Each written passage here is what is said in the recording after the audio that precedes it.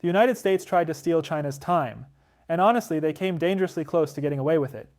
On October 19th, China's cybersecurity folks went public with a wild story. They had successfully fended off a massive, systematic cyber attack from the US National Security Agency, NSA. And this wasn't some quick hack. They'd been planning this since 2022, targeting China's National Time Service Center. So, what is this place? In a nutshell, it's the master clock that gives us the official Beijing time. Think of it as China's version of Big Ben, but way more high-tech. So why the US pour 3 whole years into hacking a clock? Well, it looks like just a clock. But underneath, it's the invisible backbone that our entire modern society runs on.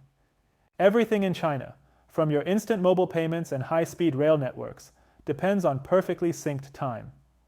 If someone messes with that signal by even a single millisecond, it could throw the power grid into chaos, causing massive blackouts and derailing our train systems. If the timing is off by a nanosecond, the satellite navigation system's accuracy plummets by 30 centimeters. Suddenly, precision-guided missiles are basically blind. So this wasn't just about stealing a few seconds. The goal was to hold the entire lifeline of modern China hostage, ready to pull the plug with one keystroke whenever they wanted. So, how did they fail? Ironically, time itself gave them away. To break into this digital fortress, the US playbook was clever.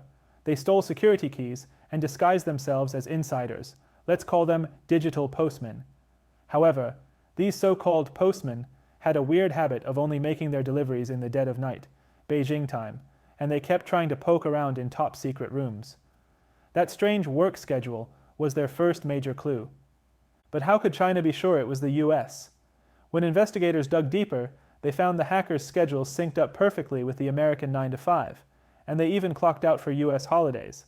Furthermore, the attackers used a whole arsenal of 42 different hacking tools, and some of them were virtually identical to weapons already known to belong to the NSA's attack suite they call Quantum. That's like finding the culprit's unique registered firearm at the scene. Thanks to these time-stamped mistakes, China's security team hit the stop button just in time. So, in the end, they got busted by the time zone. Pretty ironic, right? But the real kicker is remembering last year, when the US was making a huge fuss about a Chinese hacking group called Volt Typhoon. They pointed all these fingers at us. Now, it looks like a textbook case of projection. The US has this deeply ingrained habit of accusing others of the very crimes it's committing.